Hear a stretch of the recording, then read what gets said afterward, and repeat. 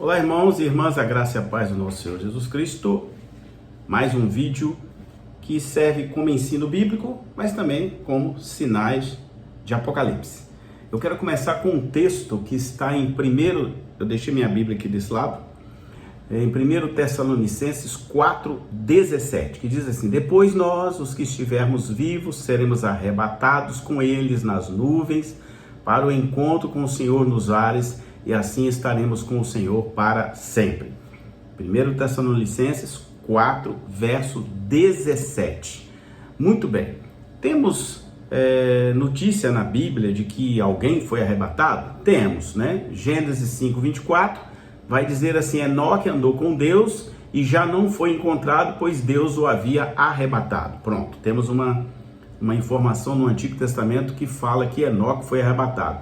Em 2 Reis 2:11, de repente, enquanto caminhavam e conversavam, apareceu um carro de fogo puxado por cavalos de fogo que os separou, e Elias foi levado aos céus em um redemoinho. Pronto, segunda visão ou segunda palavra bíblica na Torá, no Antigo Testamento, falando que Elias foi arrebatado em um redemoinho. Também Jesus ressuscitou, subiu ao céu, enquanto seus discípulos olhavam. Atos dos Apóstolos 1, 9 a 10, vai dizer assim: tendo dito isso, foi elevado às alturas enquanto eles olhavam, e uma nuvem os encobriu da vista deles, e eles ficaram com os olhos fixos no céu enquanto ele subia. De repente surgiram diante deles dois homens vestidos de branco. Pronto, então temos mais uma informação bíblica que fala que Jesus também foi arrebatado, ou foi assunto, ou subiu aos céus, né? Também temos Jesus dizendo algo em João 14, 2, 3, que vai dizer assim: na casa do meu pai há muitos aposentos, se não fosse assim eu teria dito a vocês, vou preparar lugar para vocês, e quando eu for e preparar lugar, voltarei e os levarei para mim, para que estejam comigo onde eu estiver para sempre. Amém. Então, também tem um outro texto em 1 Tessalonicenses 4, 16 e 17, que eu li uma parte, mas foi dada a ordem, com a voz de arcanjo, o ressoar da trombeta de Deus, o próprio Senhor descerá dos céus, e os mortos em Cristo ressuscitarão.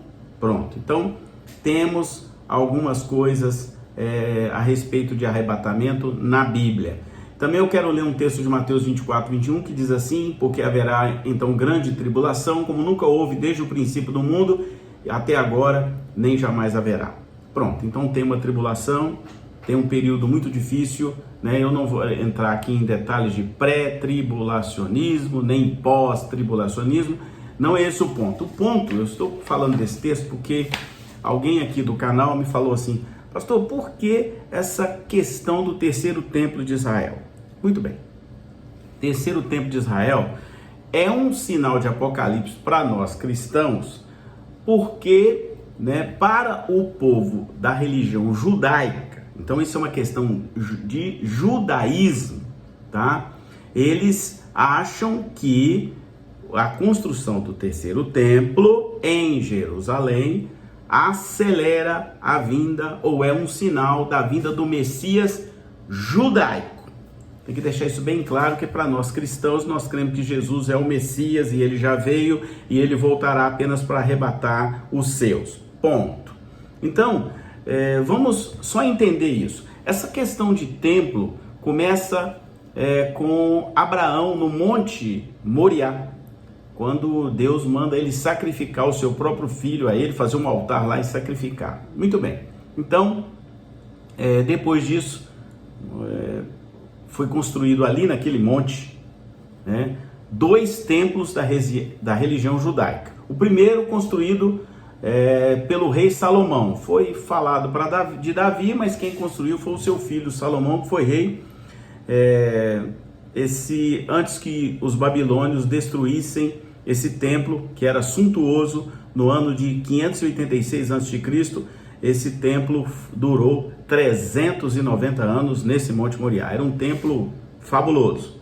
O segundo foi construído depois do cativeiro da Babilônia, quando os judeus voltaram da Babilônia, no mesmo local. Isso está em Esdras capítulo 2, verso 68, e também Esdras 6, 7. E permaneceu durante 585 anos, antes de ser destruído pelos romanos, no ano 70 depois de Cristo. Então, depois que Jesus passou por lá. Esse templo foi construído por Herodes, era até hoje, se você olhar uma foto de cima para baixo daquela região, você vai ver que ele é imenso, imenso, né? É onde está, inclusive hoje, aquele lugar famoso de Jerusalém chamado Muro das Lamentações, que faz parte, é uma parte desse templo que ainda resistiu e é onde os judeus oram para Deus. Muito bem, chamado Muro das Lamentações. Em cima ali daquele lugar, apesar de estar dentro de um terreno de Israel, a parte de ofício religioso está a cargo dos muçulmanos, que tem ali um templo, né? E tem também aquela construção chamada Domo, né? Aquele lugar bonito que fica lá em Israel, está nesse Monte Moriá. Então veja bem, o que tem acontecido nos últimos tempos? Muitas notícias que a partir de 1987, um grupo de rabinos judeus criou um instituto chamado Instituto do Templo, e que vem sendo treinados homens, né, para, com inclusive os implementos, para que seja reconstruído esse templo, chamado Terceiro Templo, né, com mesa de proposição, altar de incenso, a menorá de ouro de novo, né, que foi roubada, né, quando foi destruído o templo pelos romanos. Essa menorá foi levada para Roma, inclusive faz parte de um arco de Tito lá em Roma, né? Muito bem, então essa menorá, ela está inclusive em exposição em frente à Praça do Muro Ocidental em Jerusalém, uma menorá judaica, hein? Não vamos misturar com aquela que Roma roubou, e que está ali, são 45 quilos de ouro puro, seu valor é cerca de 2 milhões de dólares americanos, né? Muitos acham que a menorá original, e um candelabro com 7 hastes, né, foi levada para Roma, né, ali depois da destruição do Segundo Templo, e que tem um alto relevo no arco de Tito lá em Roma, que retrata exatamente isso, né? Então a menorá original ou está em Roma, ou ela foi destruída ou foi transformada em outra coisa pelos imperadores romanos daquela época, né? Imperadores porque, né, pode ser um ou pode ser outro, a gente não tem essa informação muito clara. Assim como a Arca da Aliança, que a gente não sabe exatamente onde ela está. Tem várias vertentes aí, alguns acham que ela está enterrada lá em Jerusalém, exatamente nessa região aí. Outros acham que ela tem uma outra vertente que acha que ela foi para outro país e que está guardada em outro lugar de outro país. Esse é um assunto que eu posso trazer depois, falando um pouco a respeito disso. Então, esse Instituto do Templo, ele diz inclusive, né, é o Instituto que está dizendo, não eu, que ele sabe onde está a localização da Arca da Aliança, né? E esses rabinos estão trabalhando forte aí nessa questão de reconstruir o Terceiro Templo, né? Então, veja bem, o que o Terceiro Templo significa para eles lá, não para nós cristãos. Para eles significa que esse Terceiro Templo vai atender, né, uma profecia de Ezequiel 40:46, tá? Para que o templo seja reconstruído de modo que o Messias possa vir para os judeus, né? Então, esse templo, esses fiéis desse Terceiro Templo, já estão assim trabalhando com bastante afinco, né, para que esse Terceiro Templo seja construído lá nesse monte, né? Na visão nossa cristã, esse Terceiro Templo significará que é a oportunidade do governo do anticristo, que está previsto lá em Apocalipse e também em Daniel 9:27, né? Então, Jesus, quando fez um sermão lá no Monte das Oliveiras, Mateus 24:25, Jesus confirma essa profecia de Daniel e falou no que ele chamou de abominável da desolação, tá? E Mateus 24:15 também fala disso. Então, algum dia, né, esse templo, né, que eles estão querendo acelerar, né, esse templo chamado terceiro templo, porque 2 já existiam e foram destruídos, eles, judeus, acham que ali o Messias vai governar o mundo, conforme está em Zacarias 6,13, Zacarias 6,12 e Zacarias 1,16. Esse templo é descrito em detalhes e de maneira muito precisa até em Ezequiel 40, 46. Então nada que tenha sido construído até agora se encaixa muito bem aí nessa descrição do profeta Ezequiel. Nem o tabernáculo, nem o primeiro templo que foi edificado pelo rei Salomão, filho de Davi, nem mesmo o segundo templo que foi dedicado por Zorobabel e construído por Herodes, conhecido na história como Herodes o Grande. Sequer a estrutura desenhada, né, do projeto de hoje, né, desse chamado terceiro templo, que eles entendem que deverá estar em funcionamento, né, durante o tempo da angústia de Jacó, conforme está em Jeremias 37. Então, o que hoje atrapalha, entre aspas, né, a construção do terceiro templo? Existe uma edificação muçulmana, cuja cúpula é toda em ouro. Qualquer fotografia de Israel para aquela direção a gente vê, chama Domo da Rocha, todo em ouro, né, que ocupa lá esse monte, né, esse monte onde, segundo o judaísmo, deveria estar o templo judeu, né? Não é uma mesquita, mas é um edifício islâmico, né? E lá dentro dele tem uma região chamada Poço das Almas, bem na parte funda assim desse lugar.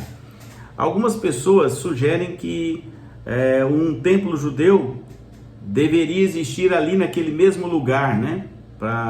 Por causa da parte bíblica dessa aliança que foi feita lá com Abrão, depois construiu o primeiro, ele foi destruído pelos babilônios, depois construiu o segundo, e foi destruído pelos romanos, né?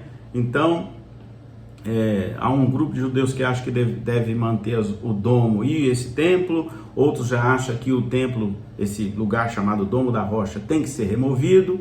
Então, por que eu estou falando isso? Porque essa construção do terceiro templo, na verdade, para nós cristãos, significa que Jesus volta para buscar a sua igreja, né? Haverá uma voz de arcanjo, um chamado de trombeta, conforme está em 1 Tessalonicenses 4, de 15 a 17. Então, eu só estou explicando isso porque é preciso ficar claro que o terceiro templo judaico nada tem a ver com a nossa fé cristã. Nós acreditamos, né, de que Jesus já veio, nosso Messias já veio e que ele virá apenas para buscar a igreja, conforme foi revelado por Paulo, depois que Paulo vai até o terceiro céu, volta com várias informações, dentre elas essa informação que ele escreve na carta para a igreja de Tessalônica, né? Então, esse terceiro templo, que está sendo organizado por esse instituto, chamado Instituto do Templo, que pretende reconstruir, né? Eles já estão inclusive treinando, né? Eles estão treinando os levitas, conforme está requerido lá em 2 Crônicas 23:5, são 4.000 harpas, e eles estão fazendo isso, né? Construindo essas harpas, e há vários rabinos envolvidos, e segundo eu tenho entendido, ele será uma estrutura não muito extravagante, não muito complexa, como foi o segundo templo do rei Herodes, realmente muito grande, é bem grande, mas será parecido ou similar ou mais ou menos igual ao templo que foi edificado 2.500 anos atrás, que foi o primeiro templo feito pelo rei Salomão, que era muito suntuoso e tal, mas um pouco menor em relação ao que Herodes fez, cujo quadrado, né, está presente até hoje lá em Jerusalém, porque não foi possível, né, destruir tudo. Os romanos não conseguiram destruir tudo. Então eu estou dando essa explicação aí porque esse assunto tem estado aí na mídia, né, tem estado presente aí de maneira muito forte, principalmente como um sinal né, de que a construção do terceiro templo cumpre uma profecia bíblica, né, para quem estuda a escatologia. Então, a gente tem que entender de que, cumprindo aquilo que os judeus chamam de o templo, para que haja o governo do Messias da religião judaica, nós entendemos que, para nós cristãos, é o sinal de que Jesus estará voltando como nosso Messias para arrebatar a sua igreja. Então, é isso que nós entendemos, né? Porque nós compreendemos que, pela revelação de Tessalonicenses, Jesus arrebata a igreja e depois ele volta outra vez, aí sim, na redenção final, né, que está descrita na Bíblia. Agora, uma coisa eu quero dizer, né? Mateus 24:36 diz: mas ninguém sabe o dia nem a hora, nem mesmo os anjos do céu, né, mas apenas o Pai. Né? Hoje Jesus está com o Pai, então ele também sabe. A gente não sabe, e qualquer um que falar que vai ser amanhã, que vai ser depois, que vai ser daqui a um mês, vai ser daqui a um ano, não está falando tudo conforme está na palavra de Deus. Amém? Espero que tenha explicado um pouco essa questão, que você possa continuar sendo abençoado pelo nosso Senhor Jesus Cristo. Amém.